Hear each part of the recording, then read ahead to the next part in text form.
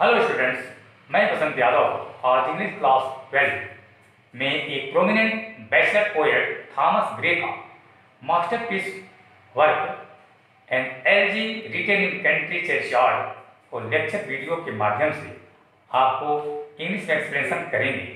इसे कंसंट्रेट होकर इसे करें। एक्सप्लेनेशन शुरू करने से पहले इस पोएम की थीम को जानें। An LG written in country churchyard, a poem long in the making, was published in 1751 that Gray was recognized a dignified LG in eloquent classical diction, celebrating the grace of humble and unknown village was in itself a novelty. Its theme that the lives of the rich and poor alike led but to the grave was already familiar, but great treatment which had the effect of suggesting that it was not only the rude forefather of villagers he was mourning, but the death of all men, and of the poet himself gave the poem its universal appeal. Let's begin the poem. Let's begin from an LG written in country churchyard. The curfew tolls the knell of parting day. The lowing herd winds slowly over the lea. The ploughman homewards plods his weary way, and lifts the world to darkness and to me.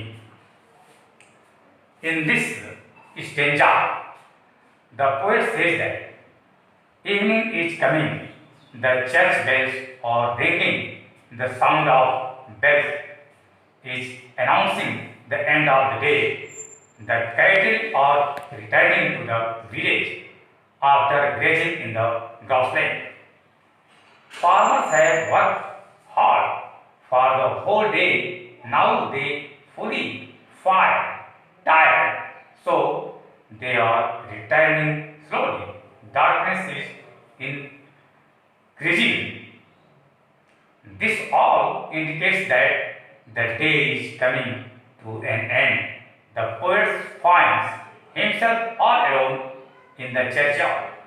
He becomes sad to think of the fate of the common village who lie buried in the graveyard. Let's read the second stanza.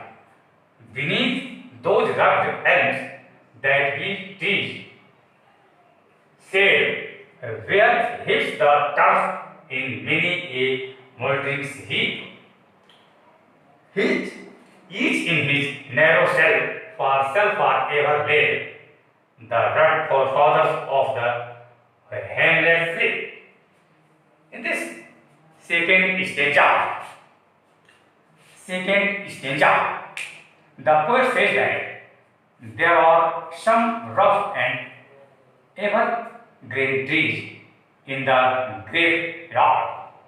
Under this tree, there are some ordinary grass. The earth of the grass is loose and broken. These grass are covered with white grass. These graves are of ordinary villagers, people who lived in a small village. They were the ancestor of peasant villagers. Their forefathers lie buried in the grass. They are sleeping there is in eternal sleep. Thank you. The third stanza, the breezy call of incense breathing warm, the swallow twittering from the star-built shade, the cock shrill, clarion or the echoing harp. No more shall rouse them from their lowly bed. In this third stanza, the poet says that the poor villagers graves are not in good condition. The morning is presents with a fragrant smell and the light breeze calling everybody to get up from sleep. The small birds, swallows, are excited at the pleasant morning and are twittering sitting in their straw-built nest. The cocks are making loud, straw and clear calls. The reflecting sound made by horse at some distance is excited too, but all these things are unable to rouse up the poor dead villagers from their permanent sleep, who lay buried in their graves. The fourth stanza. Let not ambitions mock their useful toil, their homely joy and destiny obscure, nor grandeur here with a disdainful smile. The short and simple annals of the poor. In this stanza,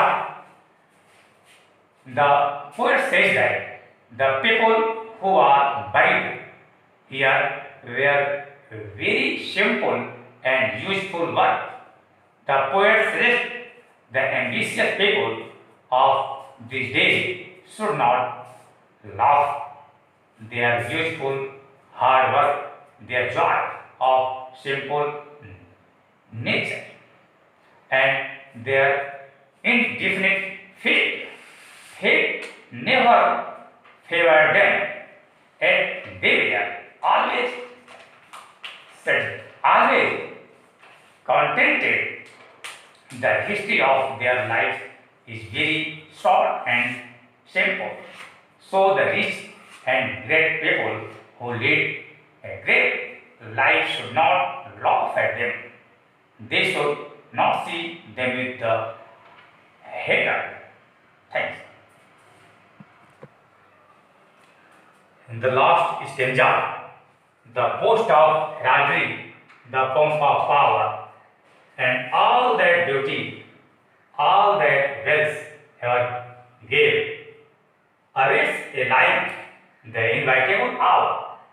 The path of glory leads back to the grave. In this last stanza, the poet Thomas Gray is sitting in a country churchyard.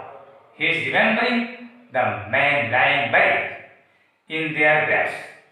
No money and no sound can awake them up. The poet again repeats that we should not be proud of our birth in a high family or of our wealth. Powerful, beautiful, or wealthy persons may get honor and fame in this world, but their end is also like that of the poor, weak and ugly people. So they should not be proud of their material possessions. They should remember that the end of all is the same death. Thanks.